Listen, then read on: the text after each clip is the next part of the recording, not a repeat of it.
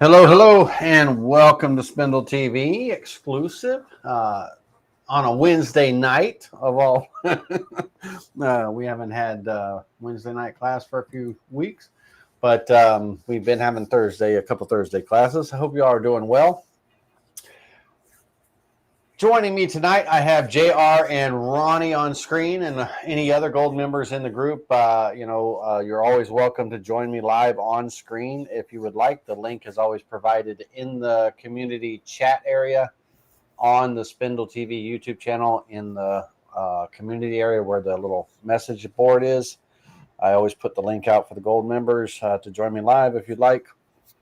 But hopefully you're doing well from all over. And guys, did y'all have a good 4th holiday? Surprisingly nice and quiet.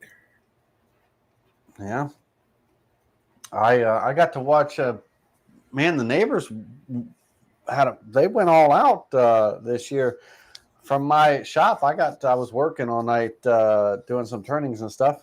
I did some turnings on the on that part that we had a little class on, that little candlestick holder thing.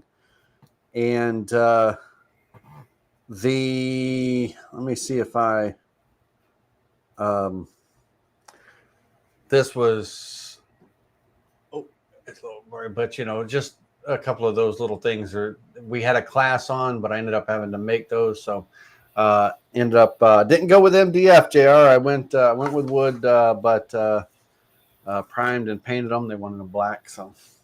But no, I got to, while I was making those, I got to open up the bay door, and we had a fireworks extravaganza around the whole up the streets and everything. And they weren't playing around. They were big fireworks, so it was nice. It was nice. I was about to run for the hills, but it was good. So what about? Did y'all get to do any fireworks? Everybody come home with 10 fingers, 10 toes? I didn't do any fireworks. I used to start buying in December when we drive back from Florida. We pretty much stopped at every fireworks place and dropped a couple $100. And every time I went out of town, I brought stuff back. So usually we'd have a party in July, of course, and we pretty much did the same thing, blow up the neighborhood. Yeah. There was a place, there used to be a place, I don't know, a long time ago, where you'd have to go past the Florida-Georgia line. There was a big fireworks place off of 75 that had all the good fireworks, all the explosive fireworks and everything. You always had to kind of cross over to get those. But I haven't been to a fireworks, like, what are they even called? A fireworks tent, where they sell fireworks on the shopping centers and stuff. I haven't bought fireworks in forever. We have the big Veterans Park I live not too far from, and so they have, they're always throwing off fireworks. But big shout out to Alan and Roger and David. Keith is out there. Doug's out there. How y'all doing? Hopefully everybody's doing well. And so tonight we're going to talk about being able to do 3D backgrounds in your projects. It doesn't have to be a sign or anything, but in your projects without the requirement of having a spire. I think, I don't know if it was a Spindle TV exclusive class or a public class, but not too long ago, a few weeks back, we did textures, how to make textures. How to texture letters and things like that to add texture to your letters and all.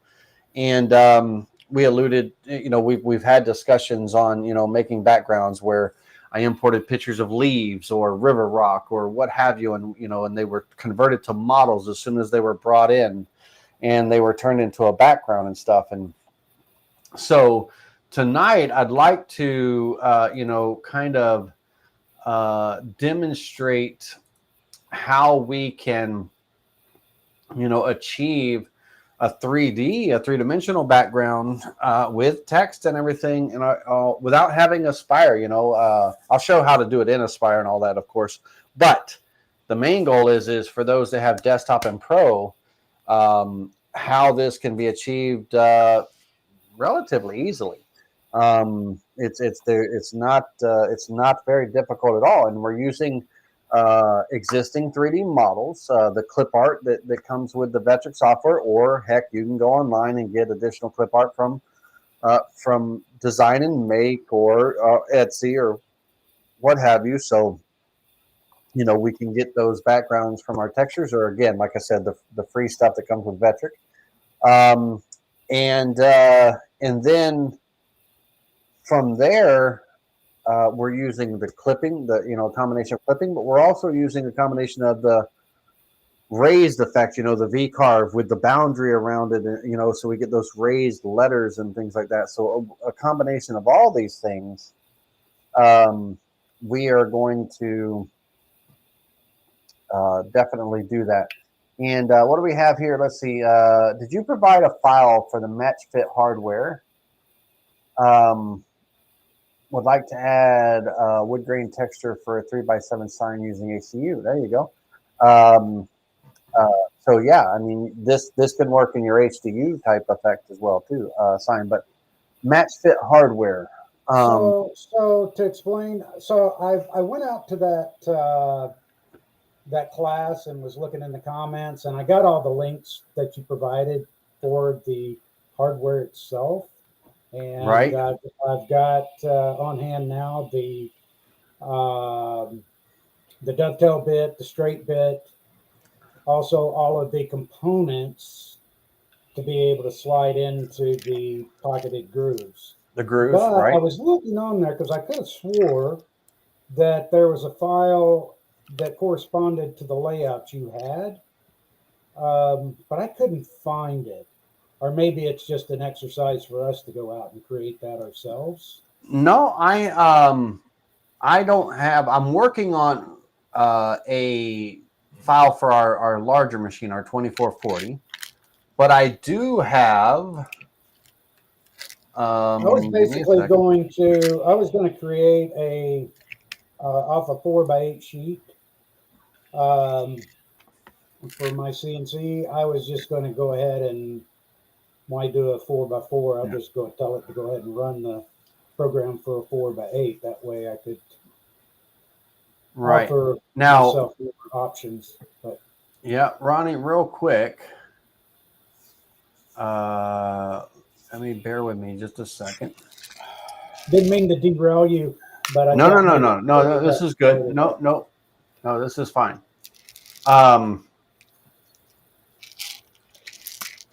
Give me a second here. Yeah. So the rest of the class for Shanghai. No. This is good. In this chat right here, let me paste this. Here's a link. It's a 3-minute video, and it's an actual instruction video. It's only 3 minutes long, though, because the match fit is such an easy table to make for wasteboard. But in this video, he does 4-inch grids. I like a 3-inch grid, but he does 4-inch grids, for the size of the table. But he talks about the setup, basically moving your machine all the way to your XY0, the maximum travel, zeroing out your machine, and then moving to the opposite diagonal corner as far as it can go, and record those numbers down. And that is the actual area that the the router couldn't get to. I mean, that's the crash points basically, but it's absolute travel, right? And the design, you're going to make it 1 inch in from those numbers, right? From that number, you're going to make it 1 inch in, and then it's a 4-inch grid, right? So this little 3-minute video just walks kind of through that step and that process and everything. And that's it. I mean, it's a 3/8 inch deep groove or a line, with a 3/8 inch pocket cut, and you use your same tool path for the end mill and the dovetail bit. So it's one tool path. And of course, if you're going to surface, do your surfacing first, then do it. But that, because the only file that I have, if I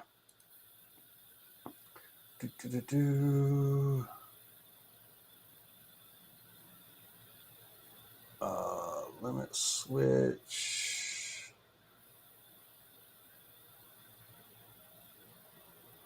photos. That's not it, you goofball. Robinson. Hold on a second. I know I got it here somewhere. Wasteboard layout. Is that wasteboard layout?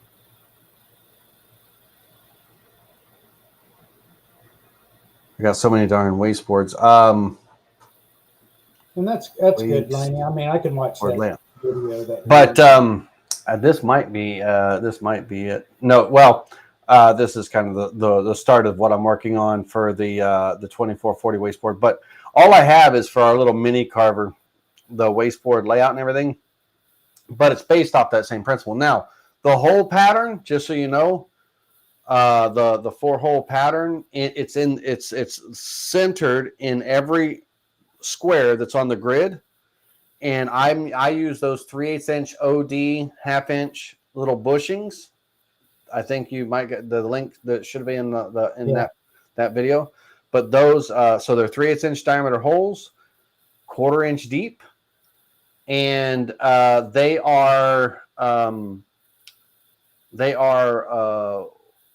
1 inch on center. On that small 3-inch grid, you might make them a little bigger or a little wider on the large one. But give me a second. I got standby. Hold on. Mini carver. That's all I got to type in is mini.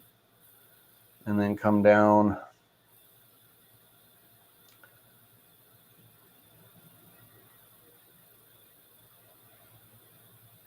I'm in downloads, right? Mini 1824.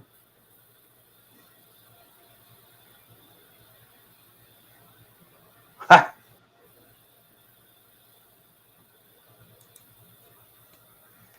Hold on now. Anyhow, but I can circle back to the video too for that. Yeah, there. I state how far apart the holes are and everything, but the they are just 4 inches on center. I don't know where my wasteboard is. That's our texture class that we had last week. That's photos.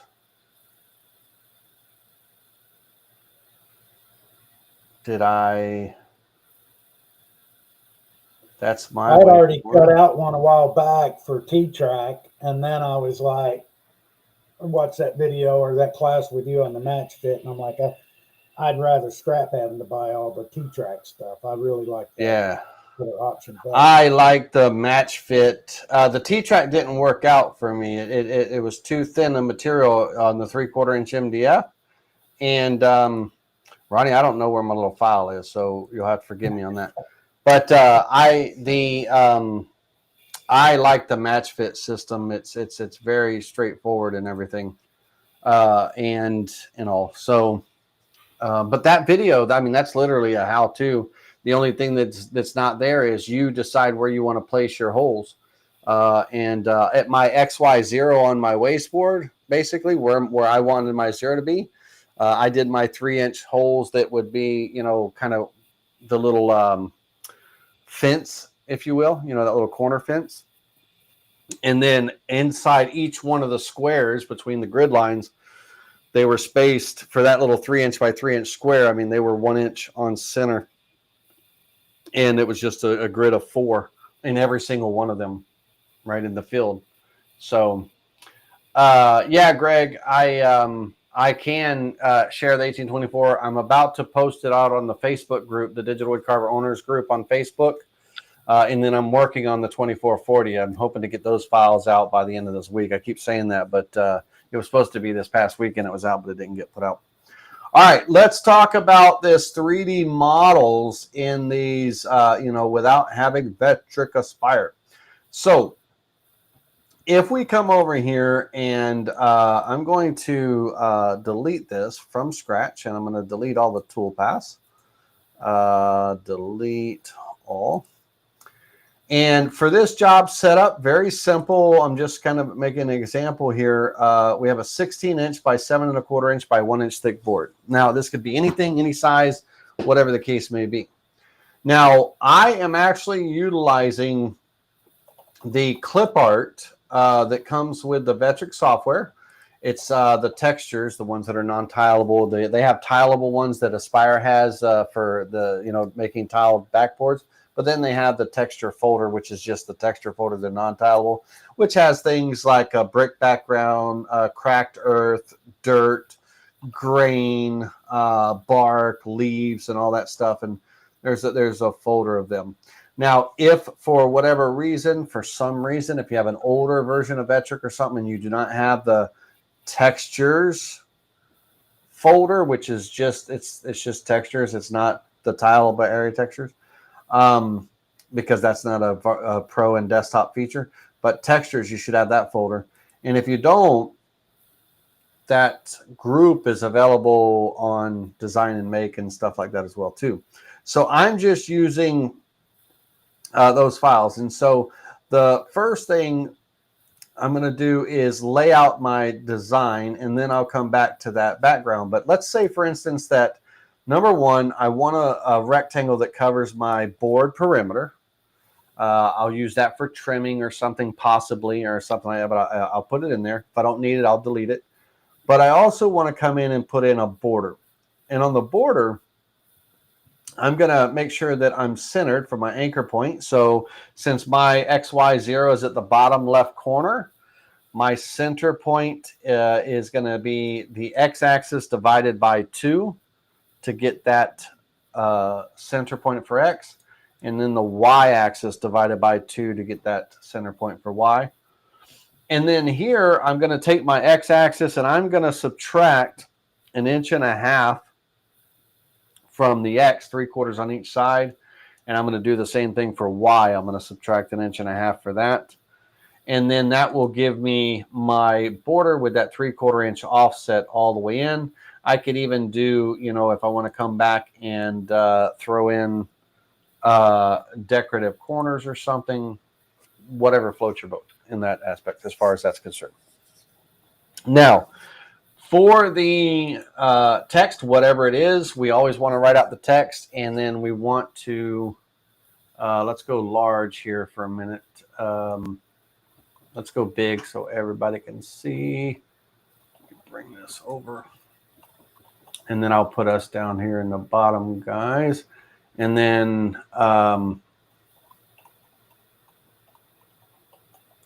let's zoom in so everybody can see everything I'm clicking and all that wonderful jazz. There we go. There we go. Okay. So the for the text, I mean, it could be whatever it is, right? But now this is basing this off of raised. So now we could do it. We can put a background and everything on there on carved stuff too. But this technique here is we want that kind of 3D element without actually making 3D model, right? Because we don't have Aspire in this scenario, right? So we're doing the raised effect. So let's say that this was a house sign, and let's say that it was 2850 Park Avenue. I want to go all caps just because, and I'll go smaller letters. Park Avenue. And I want to go break this text block into lines. My 2820, I'll go larger. And I'm going to move that up. Or 2850. And then my Park Avenue, I'm actually going to probably change the font on that, but let me go a little bit smaller. That up.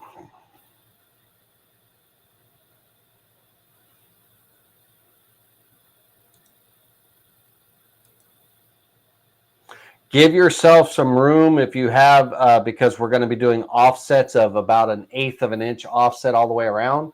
Now, I don't know about y'all or anything, but when I do raised signs, for me, I don't care how big the board is or anything like that, an 1/8 inch raised, 3/16 at the max for the pocket depth, because the letters and all, the deeper you go, the more of that degree of cone, that is there, and it kind of blends together, depending on if you like 1/4 of an inch and 3/8 and a half inch is just way too much.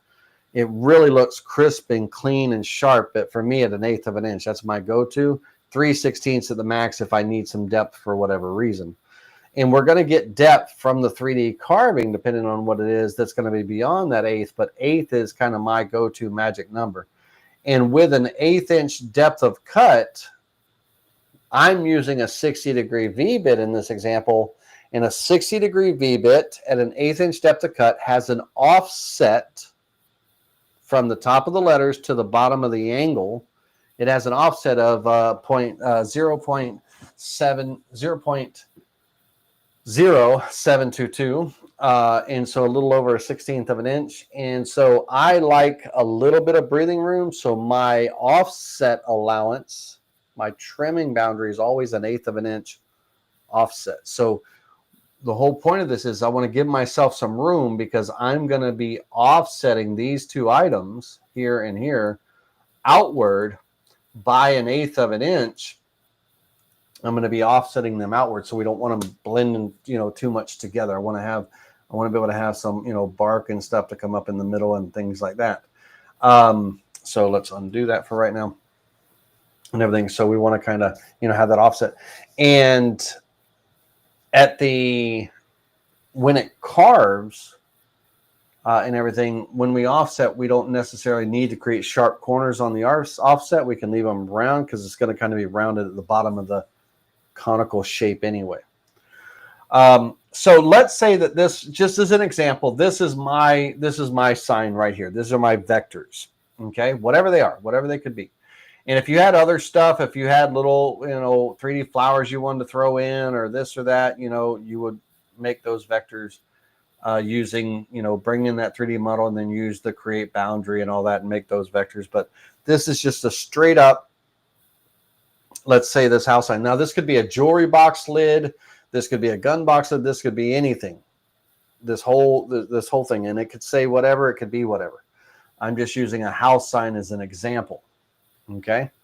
And so let's say that in our clip art, I've got, bark, I've got grain, I've got grass, leaves, sticks, and everything. I'm going to go with just the long, narrow bark here. And I'm going to drag and drop this in. Now, when this comes in, it is, and that's the old one. We don't want that. Reset the preview, close, and it would help if I actually deleted the old stuff. All right, let's do that one more time. Oh, I still got clipping involved. That's what's going on, because I didn't create a new project. Clip art, not clip art, components. I got to turn clipping off. Okay, one more time. So in the clip art, I'm going to drag and drop this in. And when it comes in, it's going to be much bigger than the board and all that stuff. Size it down to, your appropriate size and everything. Now, when it comes to the size, we're going to be clipping inside the that internal vector boundary. So it doesn't matter if if it doesn't cover your entire white board. What matters is that this internal boundary, that the bark or the and this could be anything. You can go get models of there's all kinds of cool textures and stuff that you can get, backgrounds and stuff, but I'm just using bark as an example. But as long as it covers the entirety of the inside vector, that's the key, the inside vector. Now, if you wanted bark on the outer trim as well too, the frame, then have it cover the whole board. We can look at that too. I'll show you that example as well.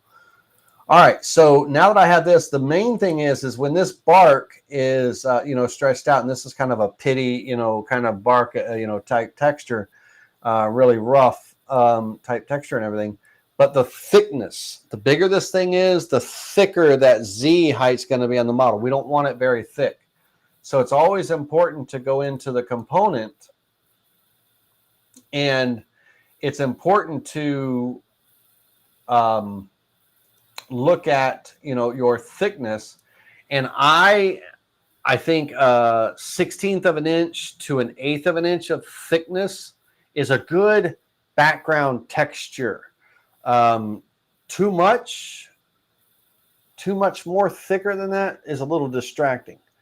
It kind of takes away from things. And also,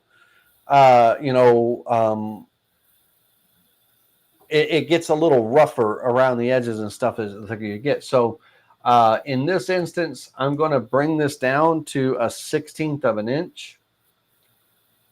Let that regenerate. And again, on this particular one, going from that 0.1 to 0.06, there's no real loss in the detail or anything like that, as far as that and everything. Now, here's the most important part, ladies and gentlemen. This is the kind of the key to it all, if you will. One of the keys, one of the main keys, is it's very important that the model position in the material is positioned at the top of the pocket that's getting carved for the raised letters. So in my case, I'm carving down 1/8 of an inch. My V carve that I'm going to do is going to have 1/8 of an inch flat depth. So it's going to be important that I have 1/8 of an inch of gap above my material. I need that 1/8 of an inch. Basically it's me telling the software that material's gone. So the model needs to be that much further down, because it's got to start down, at that 1/8 of an inch level. And so we want to, let me come back here and fix this one more time. 0.0625. Let that regenerate. Give it just a second. All right. Do I have something open that's not going to allow it to regenerate?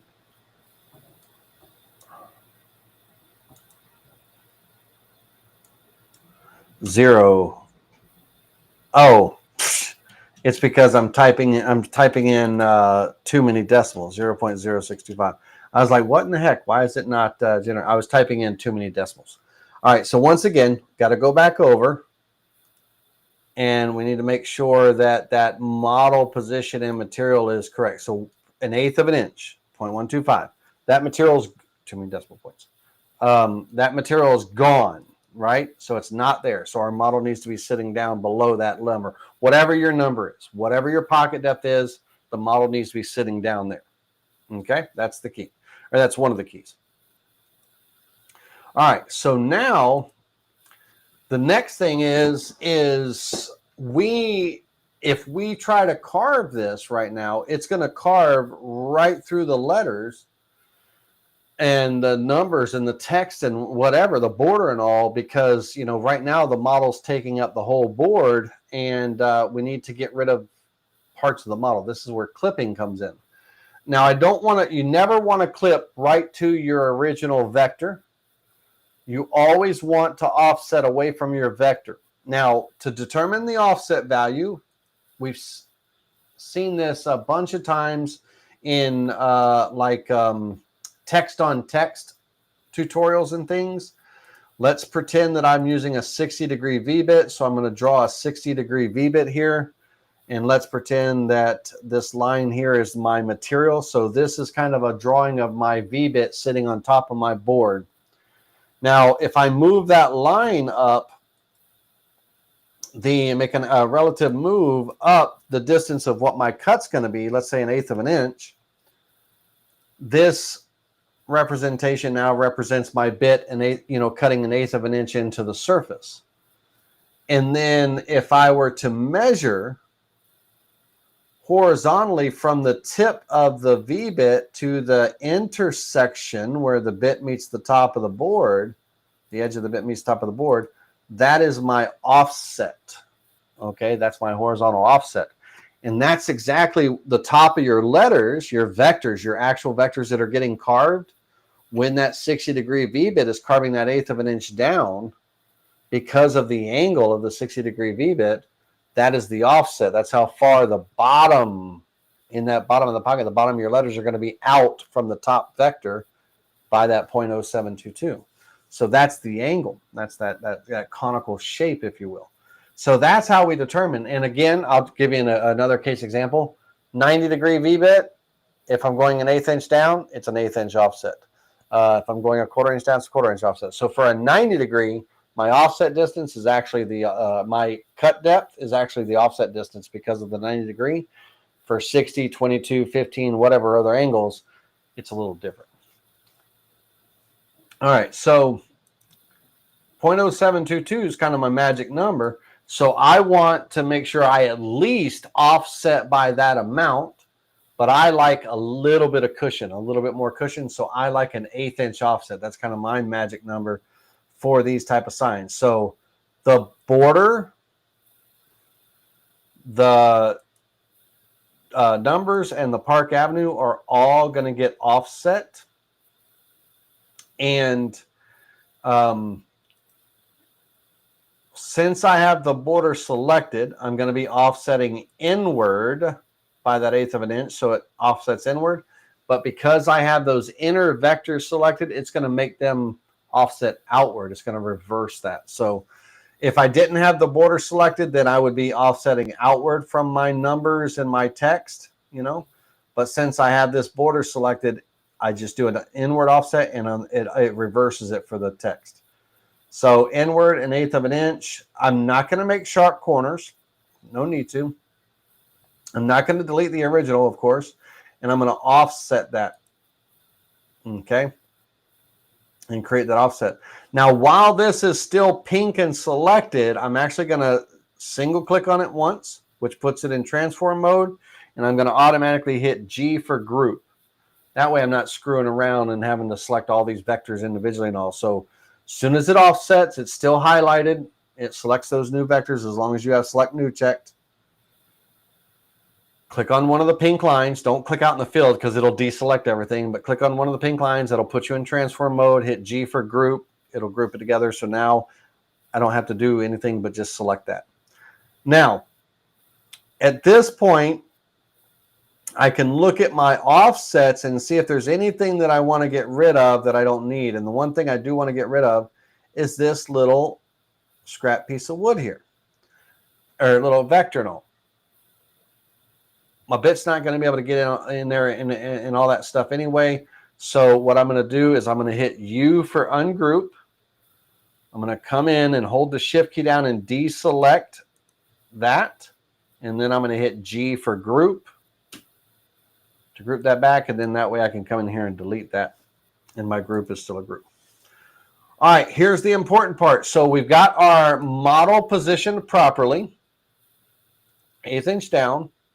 We've got our offset selected, our 1/8 inch offset selected. We're going to come into the components, and on that level, whatever level your background happens to be in, we're going to apply clipping. So you got to have your vector selected, which I do. Got to have the model. You got to be in the same level as the model that we're trying to clip. So we're going to apply that clipping. Now, In the 2D view, nothing happens. You won't see anything. It won't be until we get in the 3D view that you see it. But what's going to happen is anytime you're clipping, it keeps everything that's inside the vector. Anything outside of the vector is gone.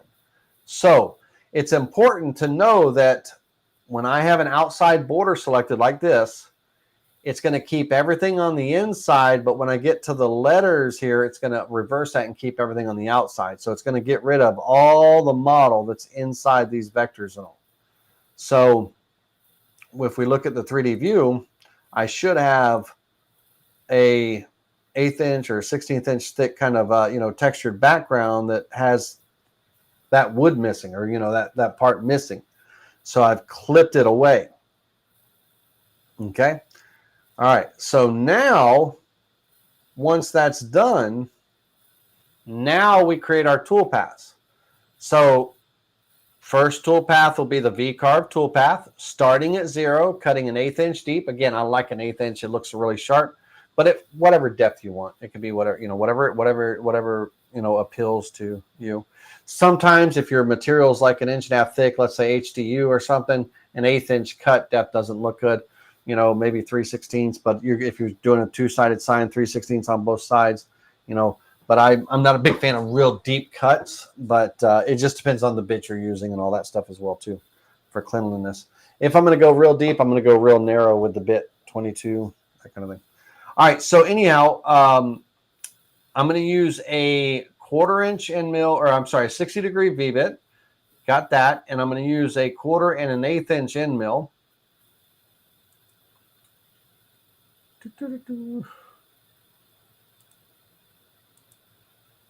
And I'm going to calculate this tool path. I'm going to do a raster cut, always cutting with the grain. Even though the background texture is going to get, kind of take away any tool marks and all that stuff, but still. So I'm going to calculate that. And what this is going to give me is the raised sign. Okay. And on the raised sign, it's very important. Notice here, this is also another very important key.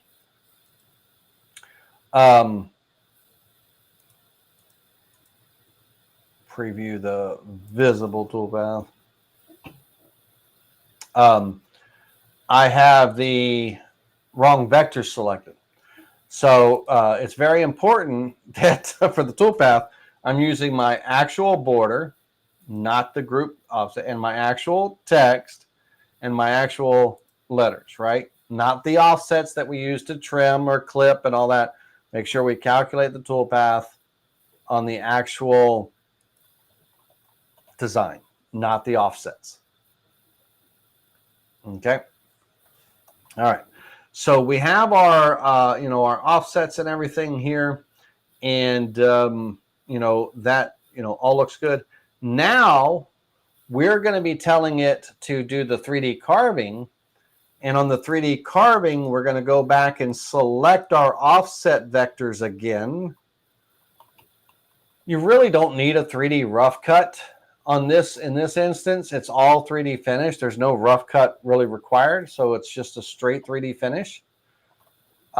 In this texture, doesn't require any small micro bit or anything like that. So I'm using an 1/8 inch tapered ball nose. I'm going to be using the selected vector as the boundary, and I'm going to be doing a raster cut, cutting with the grain. This will be my 3D finish. And when we calculate this toolpath, because we place the model down 1/8 of an inch, it's not going to start that model until it gets to the 1/8 of an inch, right? So it assumes, Vectric automatically assumes that all that material is gone, which it is. And so when we do our texture and everything, it's going to come in and carve that texture. And so the I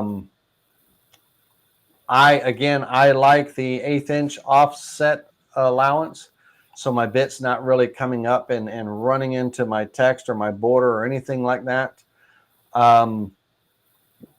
But if we go in and we zoom in and all, you can see where the bit stops right at the bottom of those letters. If I wanted to, I could bring it in a little bit more, but it all blends in and everything with that. And that's how we can achieve that 3D model, that leaf or bark background in the background without actually having to, and also have the clean, smooth, raised text without having to make the model in Aspire. We can do this in Desktop Pro because each of those have clipping. We can clip the components. It's very important that, we apply that clipping and everything. And so this technique can be accomplished with any depth as long as the model position in the material is set properly. So if you're going to be cutting down 1/4 of an inch, that's your pocket depth for your raised letters. That's where the model needs to be, 1/4 of an inch gap above material, that kind of thing. My actual model dropped down a little bit, so let's do that and recalculate the toolpath. But there we go. And let me preview all toolpaths again. But make sure that your model position is correct in the material. Make sure that if you're using a 60-degree V-bit, if you're using a 90, if you're using a 22, you figure out what your offset needs to be from your actual design and from your actual border. And we are saying border in this because we're assuming that the border is in this design because we're doing the raised effect. We're dealing with that raised effect. So there's a border somehow or another that causes that that raised boundary and all. Now, let's say, for instance, let's say, for example, that I want the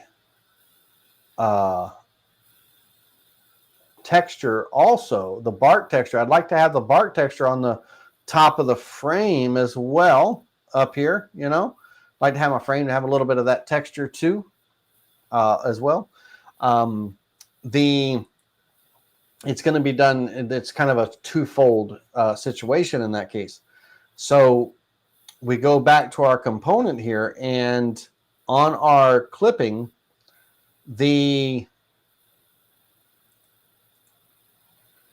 we're going to insert a new level.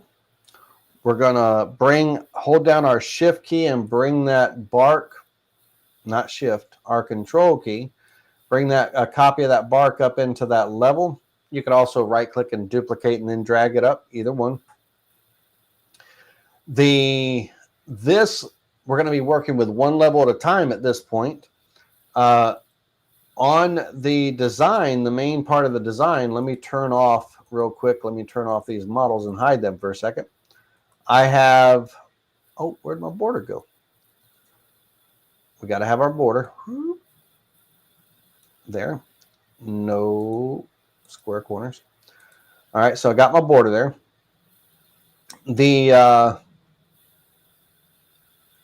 Go back to let me turn the components back on.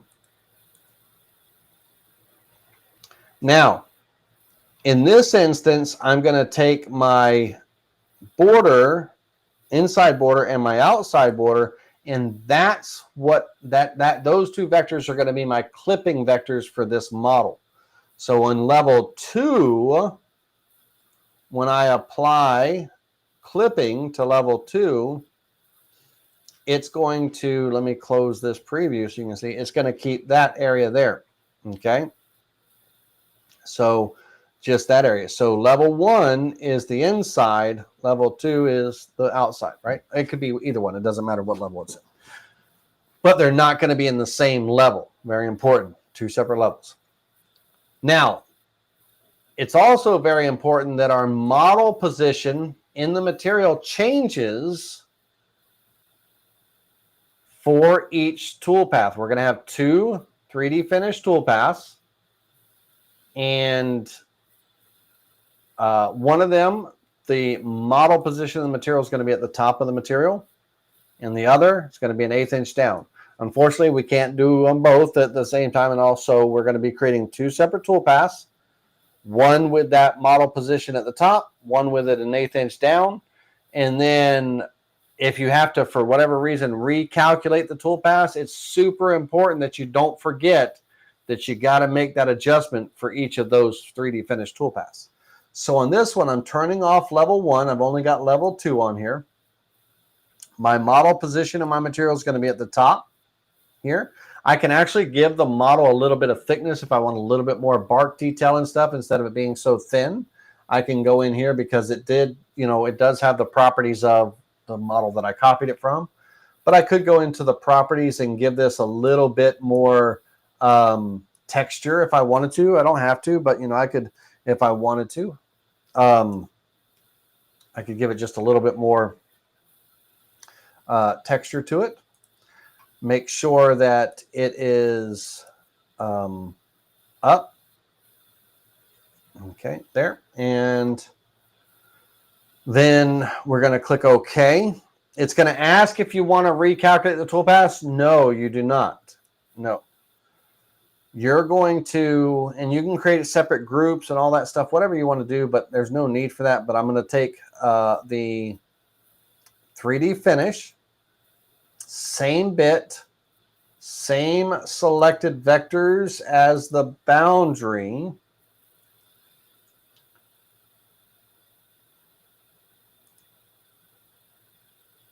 Raster, I like a raster cutting with the grain. Some people like an offset going around and around. An offset in this case is actually more of an optimized toolpath because it'll go around and around and around instead of back and forth, back and forth, back and forth, back and forth, back and forth. So it really, there's kind of there's no wrong answer here on this and everything. It just depends on what's best for you. I'm going to stick with what I like, the raster. I like cutting with the grain.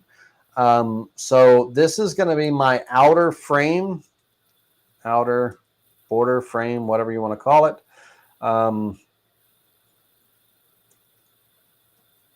And 3D finish. And then you're going to calculate the toolpath on that, and it's going to, create that texture.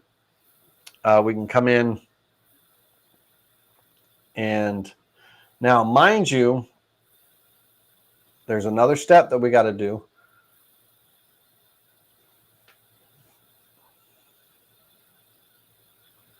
Okay, now, mind you, when I mill that material off for that bark and all, I'm no longer really at my 1/8 of an inch of depth. My letters are actually taller now than my border, and I actually want them down a little bit more, right? So I've actually kind of milled off material, from here and everything. So I want to bring the other part down a little bit. So to do that, it's very simple. I just make sure that my model position in the material is appropriate. So definitely an 1/8 of an inch, right? But I want to go, I'm going to give it a little bit more because I milled some material off the top. Now, how much material I milled off the top? My model thickness, this model thickness on the frame was an 1/8 of an inch, but it didn't carve an 1/8 of an inch deep. So in here, it was 0.9, 0.9, 0.97, 96, 95, so I'm in that 0.9 range. It didn't actually cut an 1/8 inch deep. So I don't have to drop my other letters too much if I don't want to, but I'd like to have a little bit of distinction, a little bit of difference, right? So, and I'll come here and I'll say, let's say that I come in and let's go.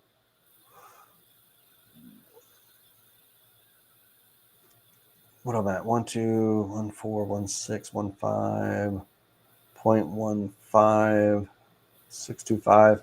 So that is, hold on, let me do my math here. That is 730 seconds. What is 15625?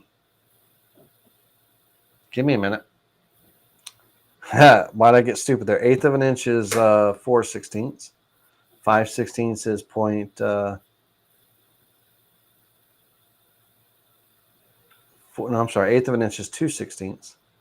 3/16 is so in between. So it's 5/32. I believe 5/32 is 0.15625. I think it is.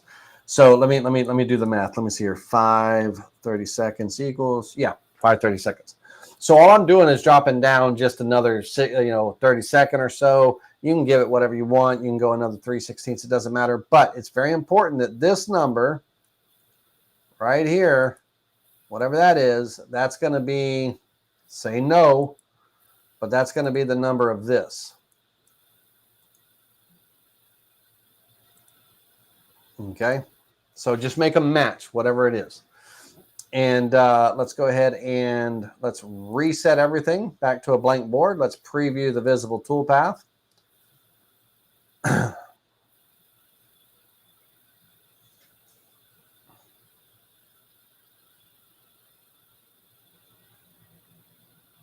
Okay. Now I'd actually like to, I'm an idiot. That was wrong. Don't do anything I just said right there. What we need to do is I need to take and I need to add that as my start depth. I need to push, and I don't need to carve deeper. I need to push my material down. So 0.156 minus 0.125 equals 0.031. So a 30-second is my start depth, and my cut depth is still 1/8 of an inch. Those two numbers added together have to equal that level. I'm so sorry, ladies and gentlemen. I hate when I screw up because it confuses the situation. So let me recalculate that, and let's recap really quickly. So in this scenario, my gap above material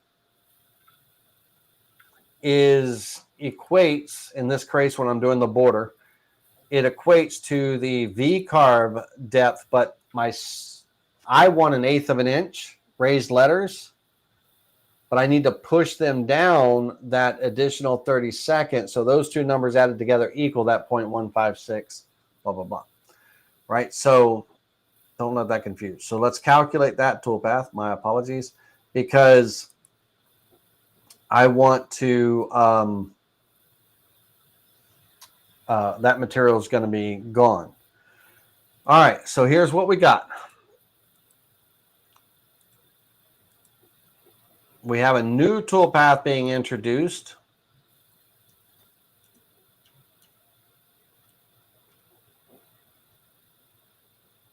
And it's going to use a 1/4 inch end mill. We'll use a 1/4 and 1/8. Doesn't have to, but it can be a 1/2 inch. It could be whatever, but let's go with a 1/4. 1/4 inch end mill. I'll throw in 1/8 also, since it's already part of my lineup anyway. Raster. Raster, always a raster cut. I want to do a profile pass last. Calculate on that. All right, so this is going to be the very first toolpath that gets run, the pocket. The second toolpath that's going to get run is going to be my other 1/4 inch bit, which is the V-carve clear one. So those two will get together. I have an 1/8 inch bit here that's going to get cut. So 1/4, 1/4, 1/8, 1/8. Doesn't matter what order they're in, but as long as they're together. V-bit, and then I have my 3D finish cuts. They can be first, last. They could be whatever you want. I'll just have them last. Now, there's one toolpath, my inner. I got to recalculate that model. Selected vector is the boundary. Make sure my vectors are still good. It's pushed down, that further now. All right, let's look at this. We'll do it in order. End mill is going to come in and it's going to skim off the 32nd. That's just all that's going to do is level that surface out on the inside so that the top of my letters in my Park Avenue, my numbers in Park Avenue, are that 32nd of an inch down. That's all that does. So it's going to skim that off. My 1/8 inch bit is going to come in and just kind of clean up where the 1/4 inch couldn't. And then my V bit is going to come in and take care of that. So my letters are still 1/8 of an inch tall. Okay. No change there. My 3D finish, will have the 3D finish on the inside. I have no idea what that was. Let's hit undo last on my 3D finish.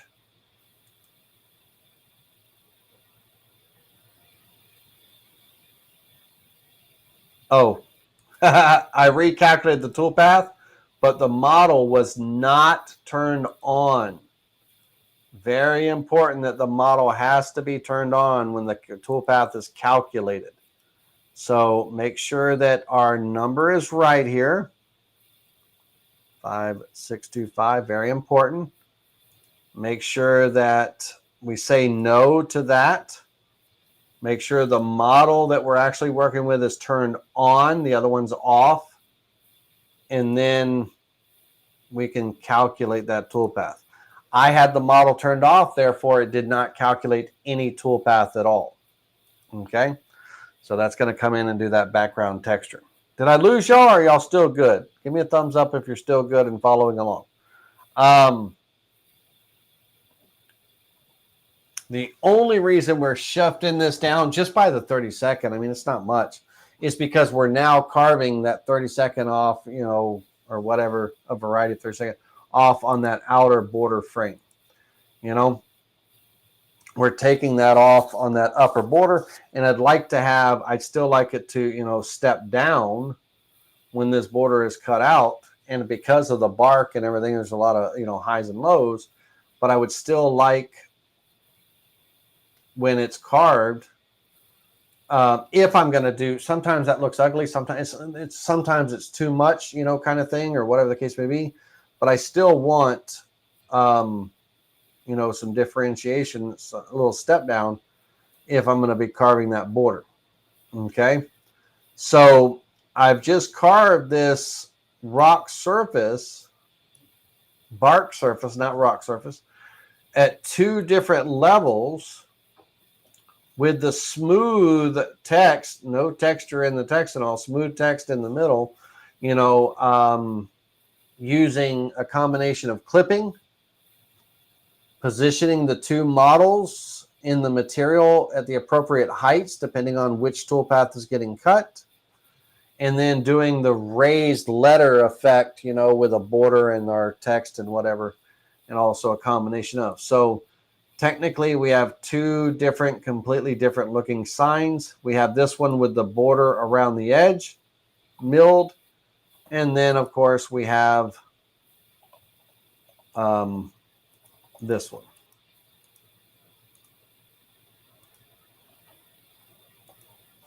As well. Either or. So, what do we got? Let's see. How many thumbs up? Still here. Thumbs up, thumbs up. Person waving. There you go. All right.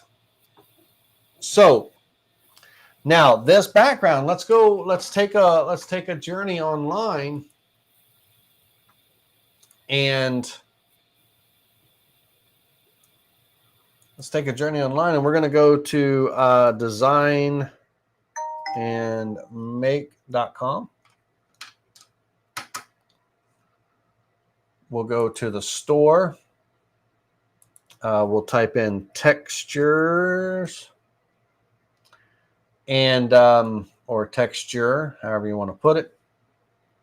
But depending on what they have or what it is you want, I mean, there's dried mud, there's bricks, there's, you know, honeycombs. That would be pretty cool. If it was making a B sign, who knows? But there's wood board and grains and things. There's you know, rock. They should have just I know a lot of their stuff has you know, models and things cut into it, but let me see if I can find their actual texture tiles. So let me do tile. Tile.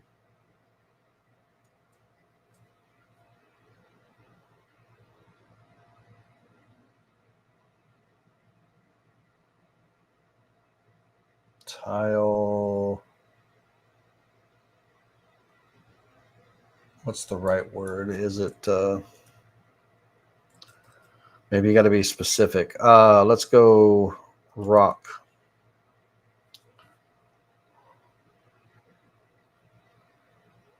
No.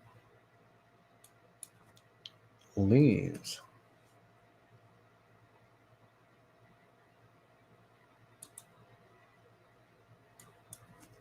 Texture. I know just a second ago there was a bunch in the drop down. Let me go back. Shop. I don't think it'll be under collections.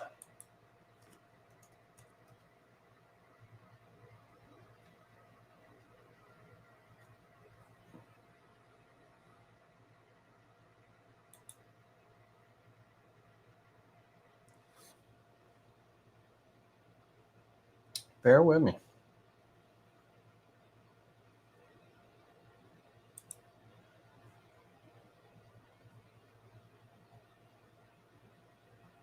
They gotta have all products. Where was the one screen where I was typing at the top of the screen? Let's back up.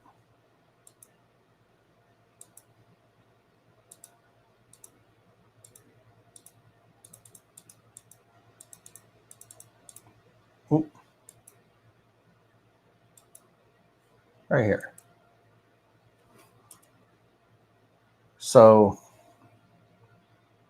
texture, dried mud, clay, brick, honeycomb.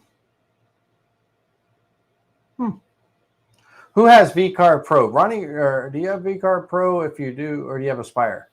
I have Aspire. Who has VCard Pro and is sitting near their computer right now? Look and see if you have the folder for the textures in your clip art, just textures, non-tileable, that might even say. Look and see if you have the folder. I got VCard Pro. If you're in front of your computer, look and see if you have in the clip art, if you have the folder for textures.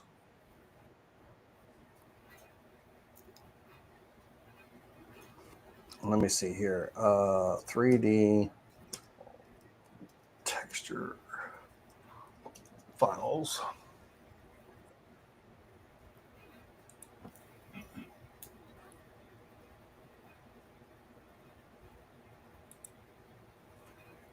And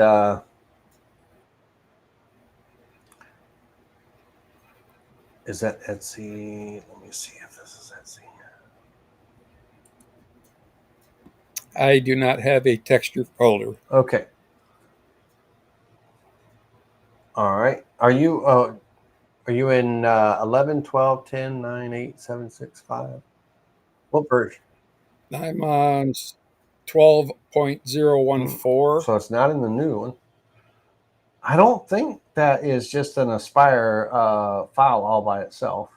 But long story short, ladies and gentlemen, so let's say you can't find what you want on Design and Make or what have you. Etsy, you can go there and type in textures, 3D model textures, and there's all kinds of files like this. $4.99.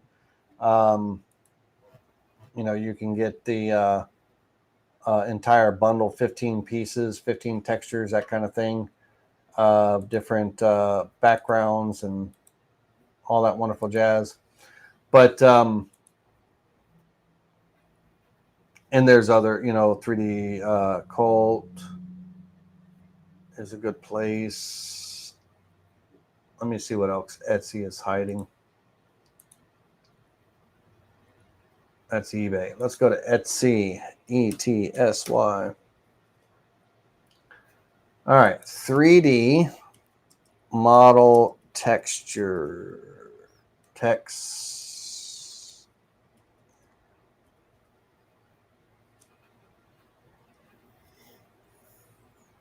Yeah. So, an entire background of texture backgrounds and everything 49 pieces for $13, all kinds of backgrounds, and all of these would work in that same scenario. You know, it all depends on how thick you make them, you know, bring the size down, but every single one of those. So if you can't find it on, if it's not in your Vectric, according to JR, he doesn't see a texture file. I didn't think that non-tileable texture folder, I didn't think that was only a Vectric folder. I knew these two, texture area tiles and tile fill tiles, I know those were Aspire. I thought this one was for everybody because it's non-tileable. So I may be wrong on that, but if I am, never fear. You can go get all kinds of textures from Etsy's a great place. There's only a few from what we just saw in Design and Make. I mean, I'm surprised they don't sell that whole folder because I mean, there's like 50 items in there of waves, walls, brick walls, grass, sticks, wood, leaves, you know, grain. I might have to reach out to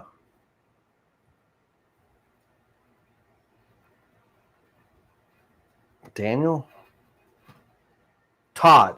I might have to reach out to Todd. I think he's the owner of Design and Make, and see where that folder is and if it's available for download in Design and Make. I'll let y'all know. I'll ask them tomorrow that. But anyhow, any questions on this?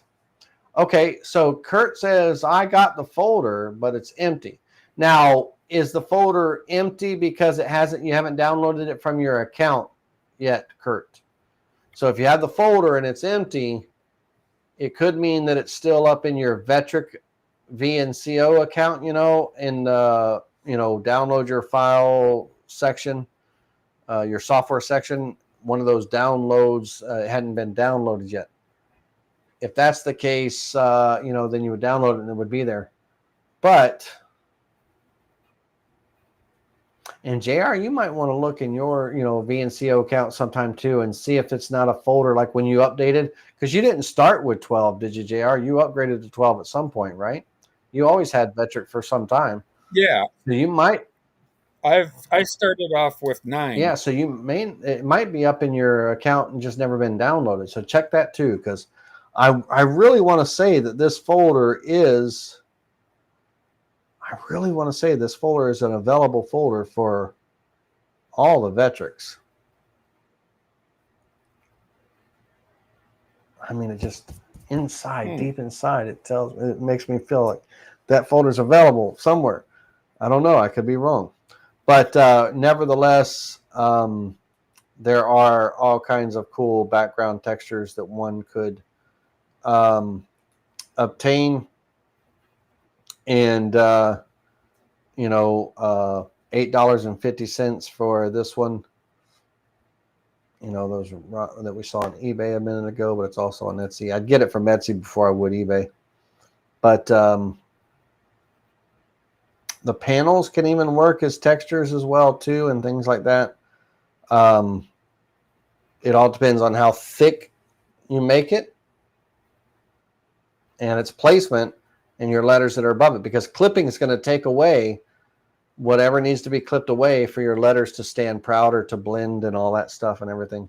So you can definitely work with that.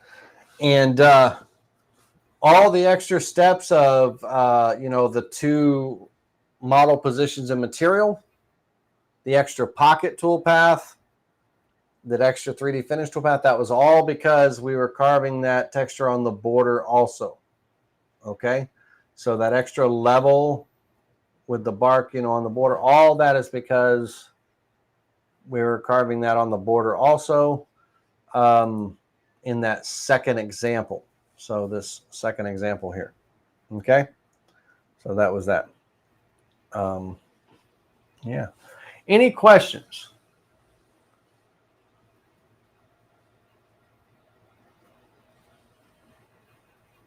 Most likely that is the case, but the folder is populated in Aspire. So yeah, I know it's populated in Aspire, so it's crazy. I don't know. Maybe I'm wrong. But I'm sorry if I'm wrong, because I wouldn't have brought it up, or I wouldn't have got your hopes up. I would have told you had to go get the backgrounds from Etsy and Turbo Squid and Design and Make right out of the gate. I wouldn't have said it was a folder you can just download.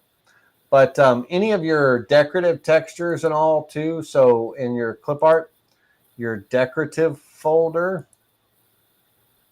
anything that is I don't let me not say that because they don't have anything big enough to cover a full tile area.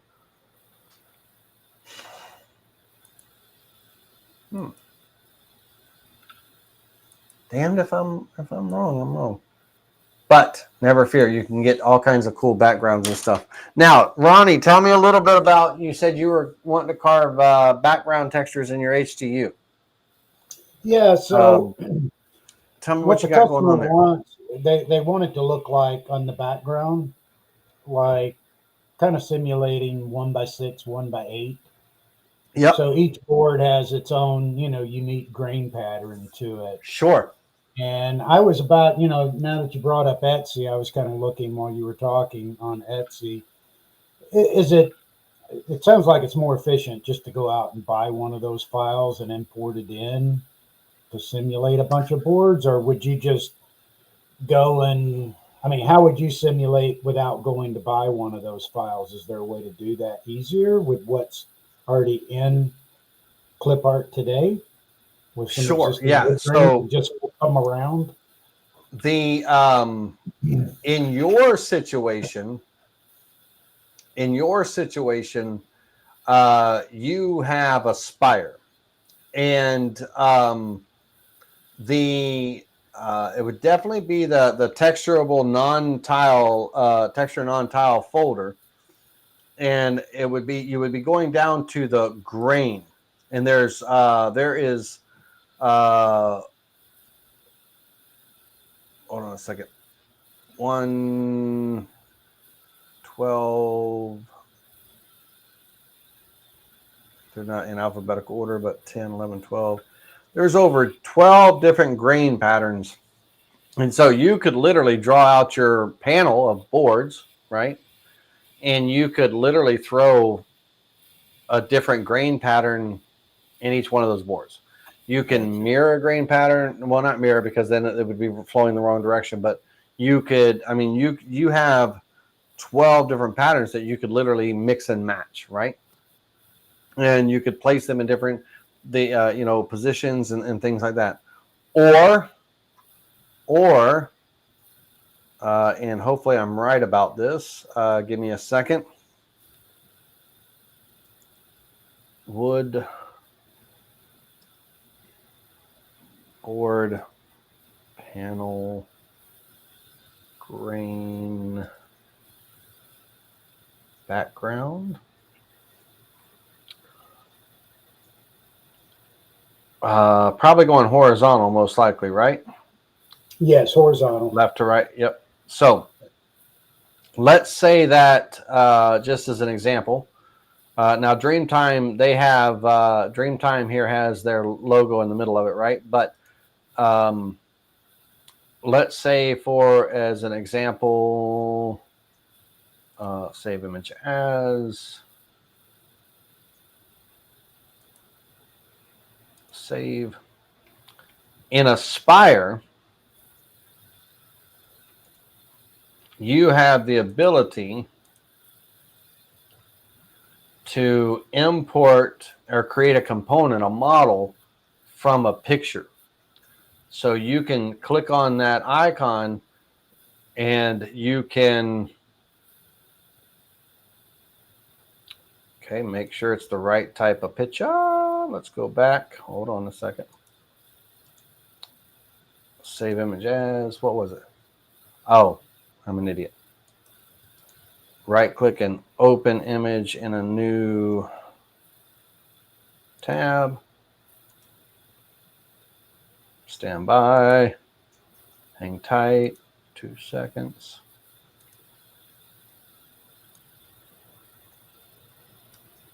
Now this one, when the model gets created, it's going to have Dreamtime right in the middle of it, but this is just for educational purposes only. Panel of boards. Okay, so now one more time, let's turn off that for a moment. We're going to go into create a component from an imported bitmap. We're going to import that in. And if we look at the 3D view, minus the clipping, turn off the clipping. Hold on now. Insert a new level. Move that up there and turn that off. Let's go in here and bring the size down. See, 3/8 is too big. So I'm gonna go a 16th, but you can go however big you want. But a 16th just shows me kind of what the detail is gonna be. 0.62. Oh, come on. 0.0625. Now again, this is gonna have a train time in the middle. You can find an image, you can find a graphic that does not have, you know, a watermark or what have you. But you can import that image and create a model right as that image, and it creates that. That's what you're talking about, right, Ronnie? Exactly, 100%. Yeah. It looks like individual boards. They all have their all independent grain. They've even got the dividers between, and all that is you know, wood board panel grain background, or you could just do wood board panel background. And I mean, there's lots of different ones. They don't have to be a particular color or anything like that. They could be, you know, if you want wide boards, narrow boards, thin boards, whatever. The boards, if you find something you like and it is horizontal, you can still save it. You can rotate it. You can import it and you can rotate it and everything like that. You can even rotate it before you import it in as a model, whatever the case may be. If you find an image that's not blurry, needs to be clean or clear, but you know, with you know, good detail, especially a grayscale image, right? A grayscale image would come out really well. So this one here is an example. Now this in a high resolution image too would probably be a good as well. So let me do this. Hold on. We're going to go up here to tools, size, large. So I know that's going to filter out all the low resolution. We're going to go to, you want to try to find a panel that has some length to it. You know what I mean? Right? Not like a short, just where, you know, has some kind of length to it. But I want grayscale, right? So I'm going to do background grayscale, and I could turn it grayscale as well too. But is this an opportunity also, because I subscribe to that Photar. I hardly ever use it. Oh yeah. So Photor, yeah, you can have them make you one. Just tell it exactly what you want. I don't know why I pay for that thing because I never use it. But just curious if that would be something that could be generated using that. 100%. Yes, for sure. For sure. Yeah, no, that's ideal. You know, have AI make it for you, then, you know, it's going to be completely unique and everything. All right, so let me take this one, save image as,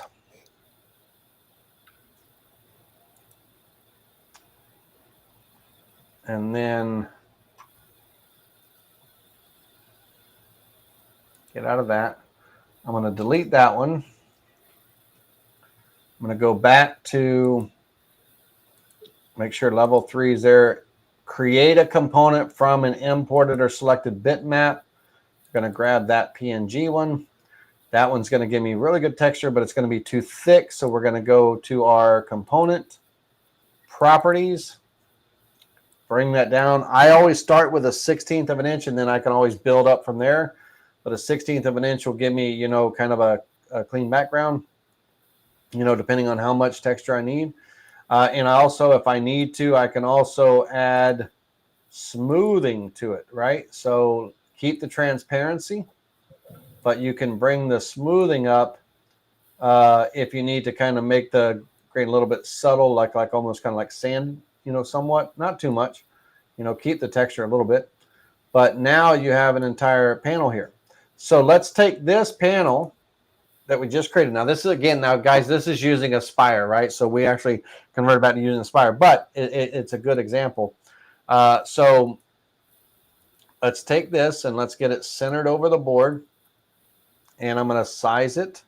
It is a scalable model, right? So you can scale it, you can stretch it, you can scale it, keep the aspect ratio, whatever the case may be. But I'm just going to do the inside. So we're going to come in here and select this.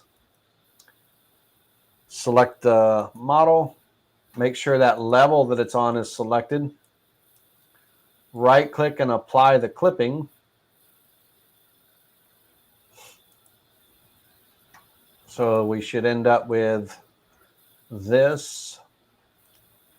What am I missing? Give me just a second.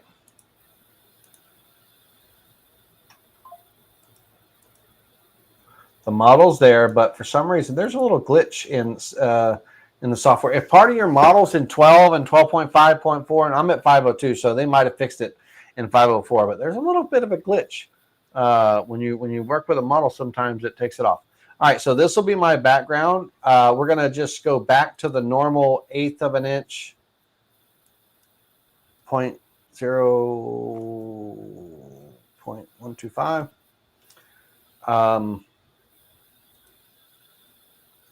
We're going to go back to our border, outside border, regular border, our regular text avenue. That's going to be a V-carve toolpath starting at 0 because we're not doing the outside frame. Calculate. Reset the preview. Preview the visible toolpath.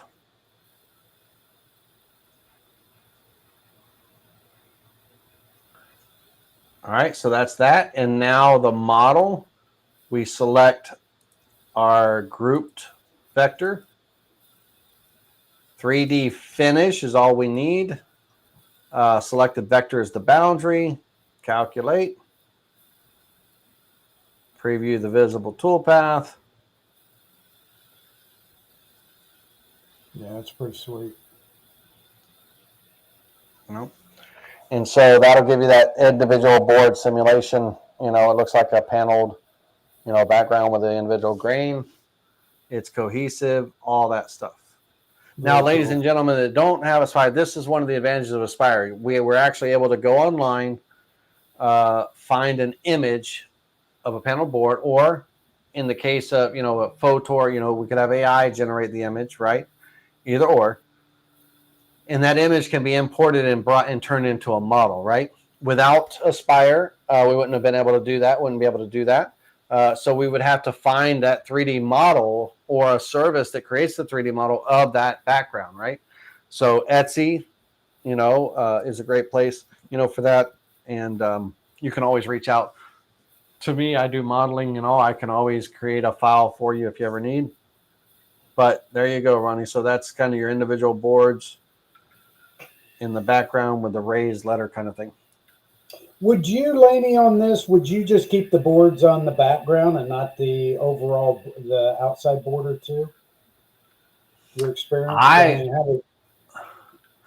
would. I mean, for me, it would be on the. I would just be on the inside because imagine, right? So here's what I'm basing this off of, right, Ronnie? So,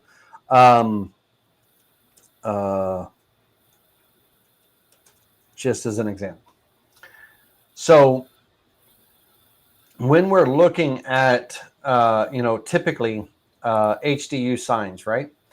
And we are, looking at them. This was a little blurry and all, but that texture and, whatever the texture is usually on the inside when the frame it's a frame, it's a smooth frame kind of thing. When we're looking at, when we're looking at that texture is generally in the inside, right? Your letters are smooth, the texture on the inside, and then you have that smooth frame. So it would typically be on the inside like that versus the whole board. Gotcha. You know what I mean? Yeah. But it really depends, and it's and honestly, it really comes down to here's one with a simulated grain. Now here's a different one, right? This is HDU foam, also, believe it or not, this entire thing, and also this has the wood grain. Again, smooth border outside and all that, but this, I mean, the paneled wall is the sign, right? So it not save. It is the sign. So there is no border to it, right? The paneled wall is the sign, kind of thing. Gotcha. But just overall, when any of the signs that I typically see in online and restaurants and things like that, your texture is generally on that inside area. And the border's the border, the letters are the letters. You know what I mean? Yeah. So that's kind of what I'm basing that's what I'm basing all this off of. But it's again, if the client wants, if they want the outside border to be,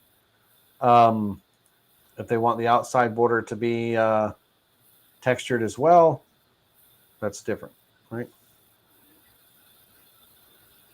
So, but all these signs here, all these sign examples, these are all HDU. Some of them don't look it, but they are. Some of them look like stone. Some of them look like wood. Some of them look like, whatever, but it's all HDU. And it's the HDU, of course, you should know. I mean, it paints beautifully. It carves like butter. It's expensive as all be it, but it's really great stuff. Yeah, this will be my first time working with it. So. Yeah, well, now I'm going to tell you, I don't know how. I'm a little bit nervous. I'm not great at. It's expensive. I don't. It changes, but a 1.5 inch 4x8 sheet is usually around $525 for the sheet.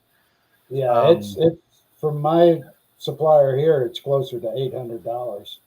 Okay, yeah. So it's always nerve wracking and everything for sure. But now it takes paint well, primer, but I've seen people use automotive paint, and clear coat and all that stuff and blah blah blah, primer and all. It paints beautifully, and you can add all kinds of texture. You can make it look like sandblasted stone. You can make it look like wood. You can make it look like really anything.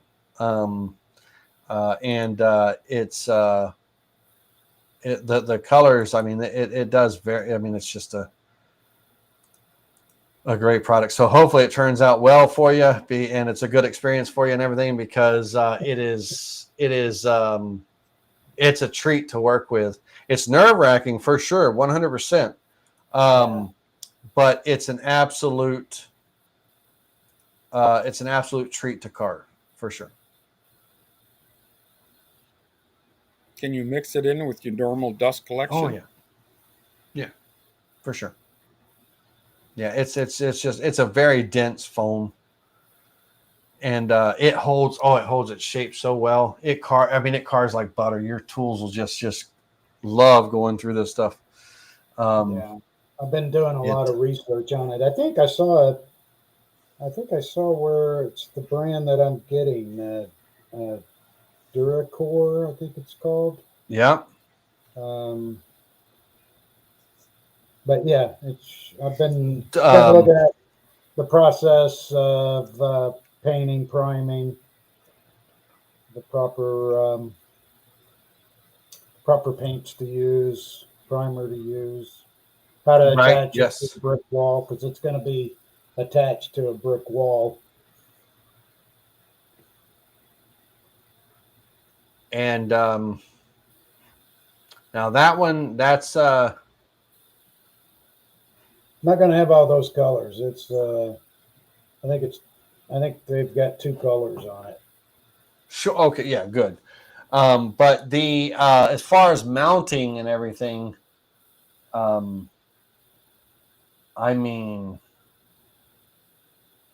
there's not a lot of weight. There's not going to be a whole lot of weight to it, but I mean, you're definitely not going to be The guy I saw putting them on, he's out in California. He's got a pretty good YouTube channel out there. I can't remember it off the top of my head. I went ahead and Right. subscribed to it. But he basically takes like studs and puts them into the wall, and then he'll put the foam on it, and it makes mark on the backside. So he drills that out, and he uses an epoxy and just plunks it right there on those steel studs or metal studs. Claims it Now holds it. that, I don't know. yeah, well, I'm sure that does, but it's also, it's once it's there, it's there. Oh, it's there. Oh, yeah, it's there. It ain't coming off if you're using epoxy. Holy cow! So Yeah. yeah, You don't want those but storms coming through here and blowing your sign. yeah. Now, and Ron, you know this from your experience and all that stuff, but I'll just let you know, like don't go cheap on these signs. HDU, the big sheet is expensive, $800. But I mean, hell, if I'm selling a sign, let's say the sign is 24 by 30, or whatever, out of that, or 24 by 24. I mean, I'm in the $1,500 range just for that, that one small sign. Yeah. It's not a $7,500, $200 thing. I mean, you're over $1,000 for. Yeah, I'm gonna be pushing that just on the materials, the paint, the HDU, and then it's a 2-hour drive from my house to go do the install. Yeah, I mean, it's a big job. It's not, and let alone I don't know what the total runtime is going to be on my CNC for a 3-foot by 7. Depending on what the detail and everything is. But yeah, no, I mean, one of my, on a full sheet, I can, usually get a few good sized signs out of it, but one sign pays for the entire sheet. Yeah. But that's not just it's just the way That's it is, fair, ladies and gentlemen. It's not, you're not, I mean, it's not a cheap project to make, because there's a lot of care and a lot of, there's a lot involved with it, but it's a fun product to carve. It's scary, but it's fun for sure. So yeah, but Ron, so that's true. depending on what kind of panel situation, or that's one way to do it. There's lots of ways to do it, but and the the keywords, I'm just using wood board panel background. You don't have to use the word grayscale, but I was just typing that in. But you want to find something that definitely doesn't have a watermark in it if you're going to do that. You can draw your own. You can do, you can lay out however you'd like, for sure. Yeah, I don't want to spend too much time because we're just in the the design process, and then I'll be quoting it out. Right. So once they get my price, they may go, yeah, go pound sand, which will be fine to me. I got other things to be doing. Yeah, no. Is it for like a build? Is it for like a company, like an outdoor sign, or is it an indoor sign? It's an outdoor. It's for a law firm. Yeah. Oh, yeah. So, no, they you don't have to worry. They won't tell you to pound sand. They no, you'll be good. You never know with people. It's finally dawned on me, that I'm not in this as a hobby. I close the doors if that's the case. Yeah, it's hard. It's hard to pricing projects is one of the hardest things to come up with, but at the same time, it's also it's an important thing, because it's kind of, it can either make or break a company. It's hard to, if you go in low and you lowball yourself and all, and then all of a sudden people start having a level of expectation from you.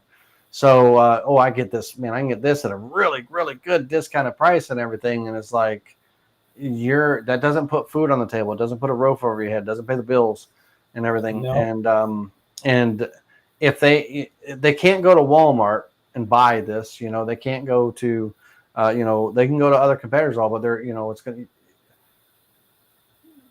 to, you'll be good. You don't have to worry about, especially at the law firm, you don't have to worry about them. Well, I thought what I would do is buy me an extra piece, as small as I can get it, just to run a scaled down version of what the actual car will look like on the 3x7, just so if I screw up, it's on a much smaller scale.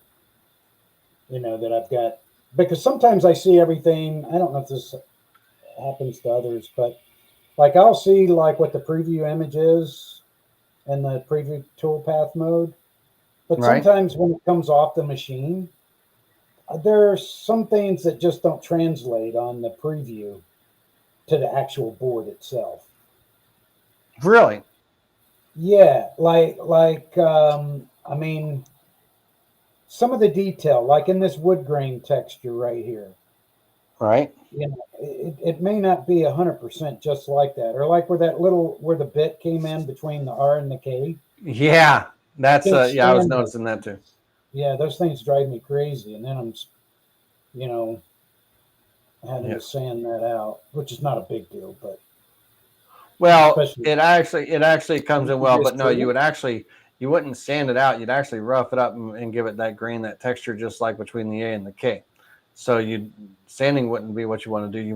You actually want to kind of rough it up, take a little needle and scratch on it. But yes, Yeah, and but it looks like anyhow, but right there in the two, in the fold of the two there, it looks like a little circle there or something. well, that's the this board here.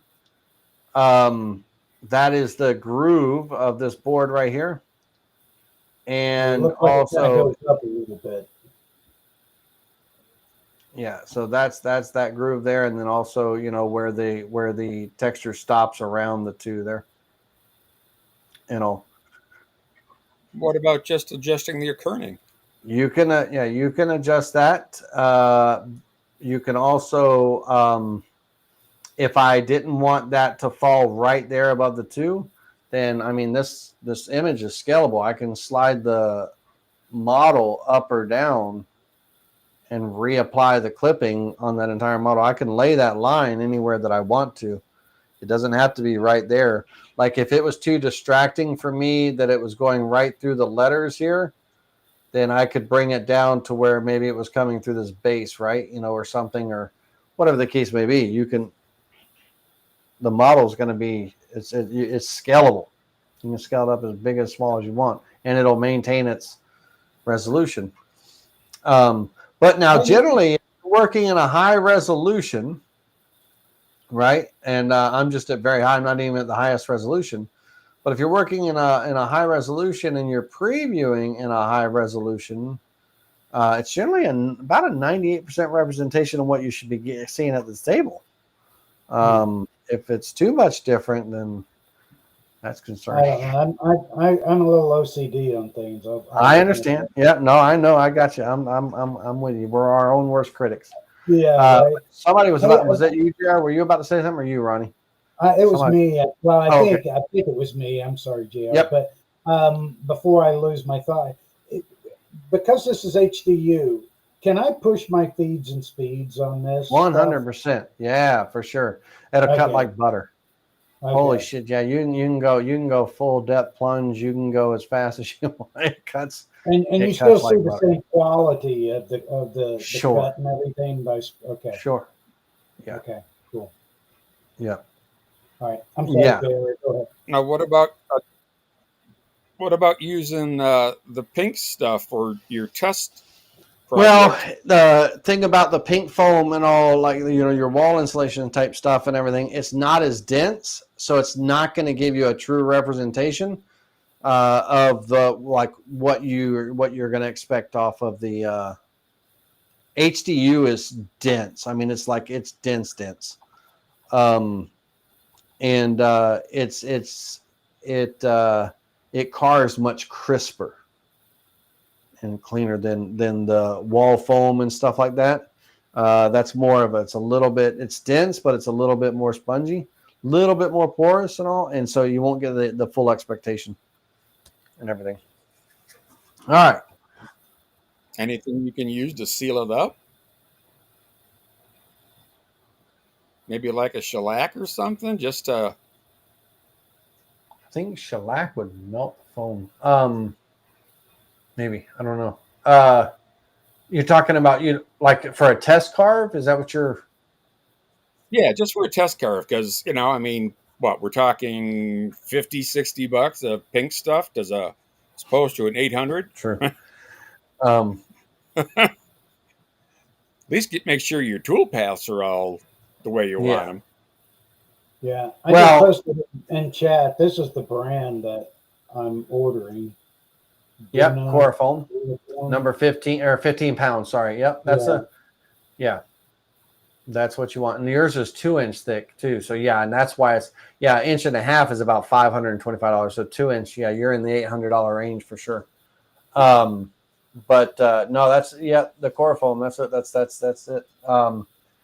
To answer your question, I mean, if I was going to do a test carve to that nature, if I was just looking at the carve, just seeing how things are going to look, I would use an MDF or something, just just so I can kind of, I won't be able to run the same speeds and feeds, of course, but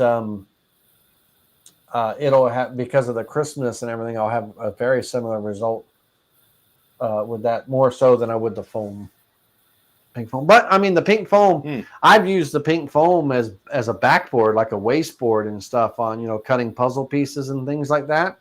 And it cuts okay, but not like the HDU. I was using some of that before, testing out some of the pistol inserts. Yeah. And boy, I learned real quick. You need to dial in your speeds on that stuff, because the dadgum stuff will melt around the bit. Yeah. Yes. I mean, it turns hard as a rock. It just like melted onto it. Right. Yep. Now, you shouldn't have to worry about that with your HDU. It will not expand, contract from the heat. It's weather resistant. So the heat. If you don't want your bit getting too hot, but it shouldn't get hot at all. Is with the carbs. You still want nice chips coming off and everything, not fine dust. But it'll. It just tears right. Not tears, but it zips right through that stuff. It's pretty good. Cool. Yeah, definitely wear extra precaution with the dust mask and everything, because it is caustic as far as getting in your lungs and all that. It's worse than MDF. So gotcha. And it sticks to everything. The dust. It's staticky. It's got it's just clings. So dust collection is important. All right, ladies and gentlemen, I'm going to go eat dinner. We're done for the evening. Hopefully you got something out of this. Give this a try sometime. It's a nice way to do a raised sign, to use textured backgrounds, whether you get them off of your software or from Etsy or wherever you get them from. It's a way to do a 3D texture sign without having a spire, without the requirement of a spire and everything. And you're using clipping. Make sure the model is in the right level, so the model position in the material is equivalent to the depth of cut for your raised letters, whatever that V-carve toolpath is. Keep those kind of the same. And, your offset, depending on what V-bit you're using. If you're doing a 60 and you're doing that 1/8 of an inch, a 1/8 offset, is great. You can play around with that. You can get a little closer. Just make sure that your offset isn't small enough to where your bit is cutting in. Zoom in to your letters and all, and make sure that it's not cutting into your letters and everything. I'm cutting away from, you can see we're away from the letters.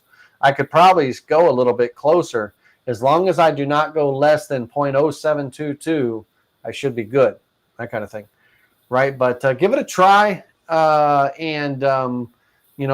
It's just another element to kind of take something to a, I don't know, just take something to another level, right? Just another way of doing it, and it's another workaround also. We will reconvene tomorrow, 8 o'clock. Should be 8 or 8:15, but I don't know what we're doing tomorrow, but we're going to do something. So we'll see you then. Y'all have a wonderful evening. Yes. Hey, Laney, I put a question into our private chat Gotcha. for you. All right. Thanks, let me find everyone. that. Y'all have a great evening. Appreciate it, Laney. Really. No insightful. problem. Yep. Stay around, JR, if you need to.